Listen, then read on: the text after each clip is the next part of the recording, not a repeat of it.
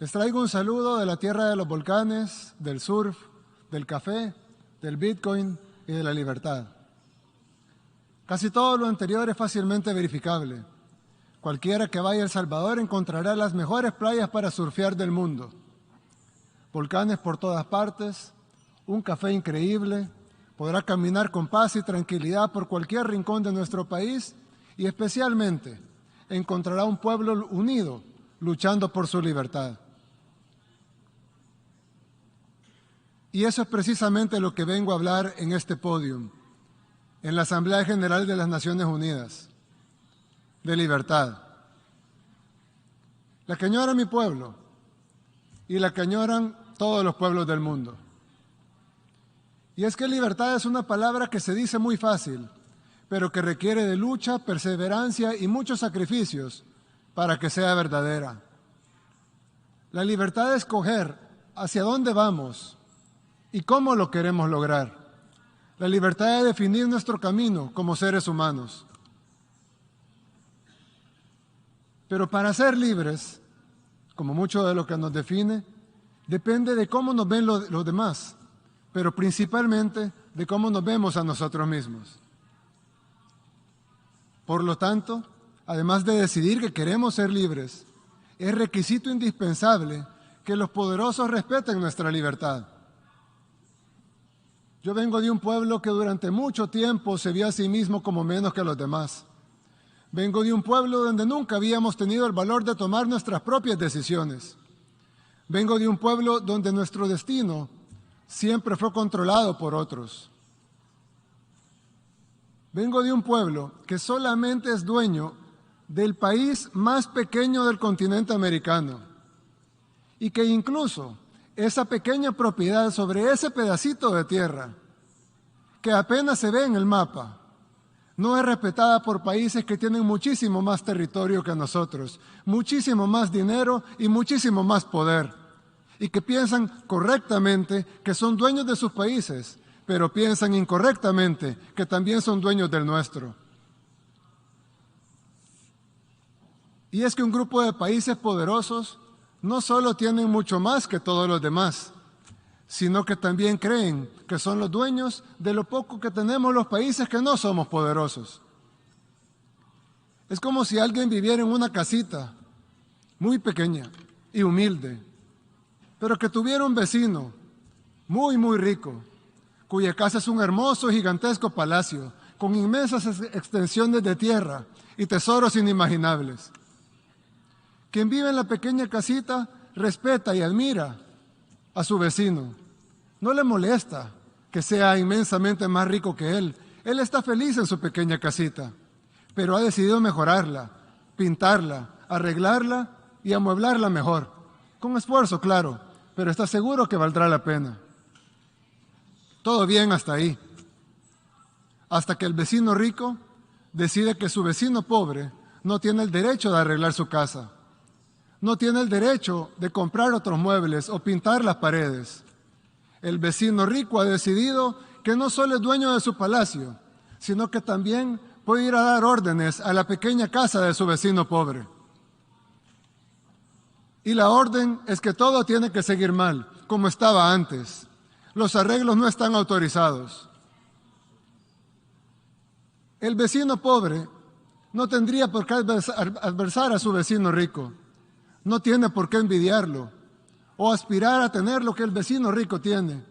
No tiene por qué pretender que irá a su palacio a darle órdenes o a exigirle que cambie el color de su mármol. Pero el vecino pobre sí debe tener al menos el derecho de limpiar su casa, pintar sus paredes, cambiar sus muebles, sembrar flores en su jardín y cambiar su techo por uno que no tenga goteras y que lo proteja de la lluvia.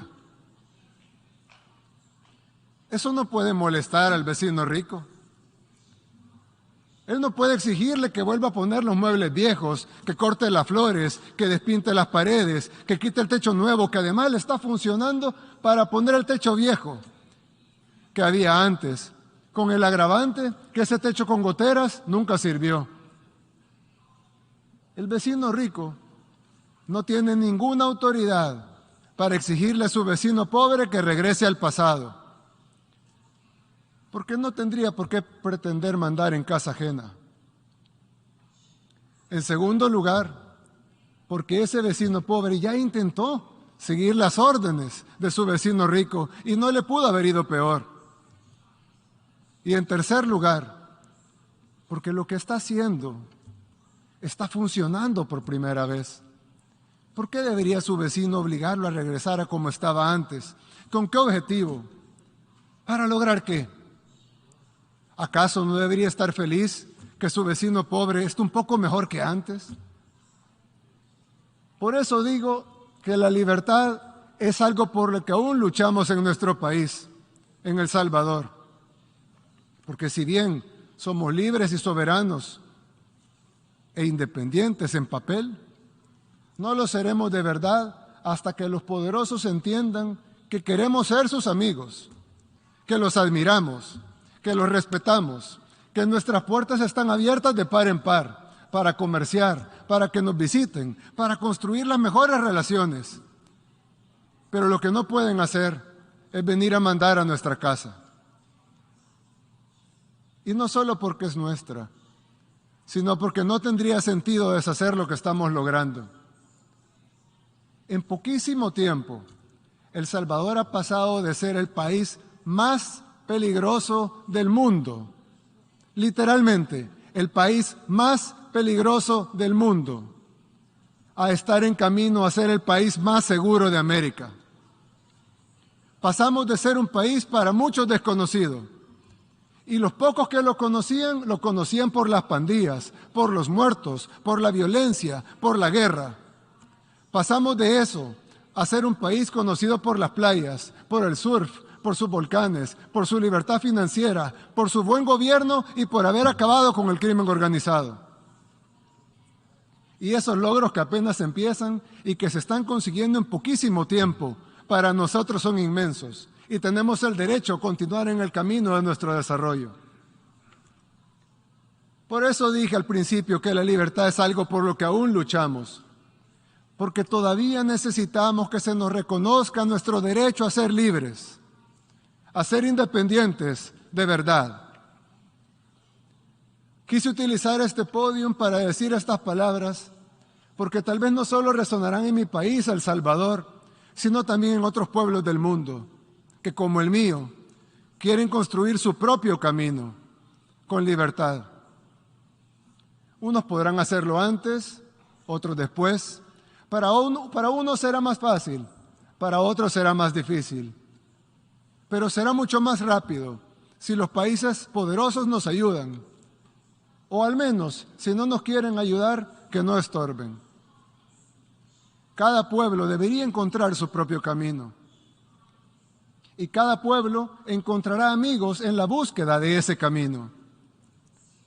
A esos países, humildemente les ofrezco la amistad de este pequeño país, el más pequeño del continente americano, el país del surf, de los volcanes y de las pupusas. El país que aún lucha por su libertad, pero que está a punto de conseguirla. Hace 3 años estuve aquí, en este mismo podio, en las Naciones Unidas. En ese tiempo les dije que este formato era obsoleto y ahora, 3 años después, nos damos cuenta que lo es aún más. Pero tal vez aún sirva de algo.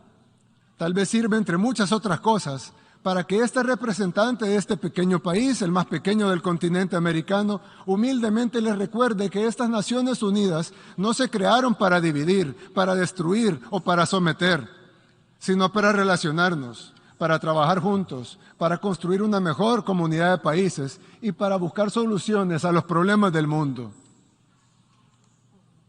Pero con el respeto absoluto a la soberanía y a la autodeterminación de cada país y de la manera que dice la misma Carta de las Naciones Unidas en el primer principio de cómo sería esta organización. La organización está basada en el principio de la igualdad soberana de todos los pueblos. Y como dice uno de los principales propósitos por los cuales se fundaron las Naciones Unidas, fomentar entre las naciones relaciones de amistad basadas en el respeto al principio de la igualdad de derechos y a la libre determinación de los pueblos. Tal vez el cambio del mundo unipolar al mundo multipolar del que tanto se habla sea mejor si en lugar de pasar a ser de una superpotencia a varias superpotencias, pasemos mejor a un mundo en donde cada pueblo es verdaderamente libre de construir su propio camino y donde en esta comunidad de naciones aportemos todos, los grandes y los pequeños, desde nuestras experiencias y nuestras capacidades, a solucionar los problemas de la humanidad. Nadie pudiera estar en contra de eso. Pero al igual que con la libertad, fácil es decirlo, pero difícil es que sea realidad.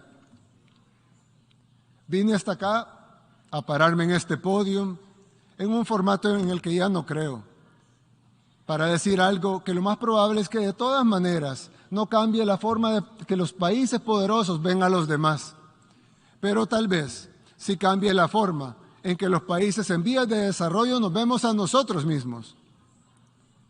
Si después de estas cortas palabras he logrado algo de eso, o al menos que un puñado de individuos que se verán a sí mismos con respeto y que sepan que son capaces de construir su propio camino, entonces valió la pena venir hasta acá, a hablar en este formato obsoleto. ¿Y quién quita? Tal vez con el tiempo, tal vez surgen otras naciones, surgen otros pueblos que también decidan luchar por su libertad. Y entonces las Naciones Unidas habrán vuelto a ser relevantes, al menos para este humilde servidor. Muchas gracias y que Dios bendiga a todas las naciones del mundo.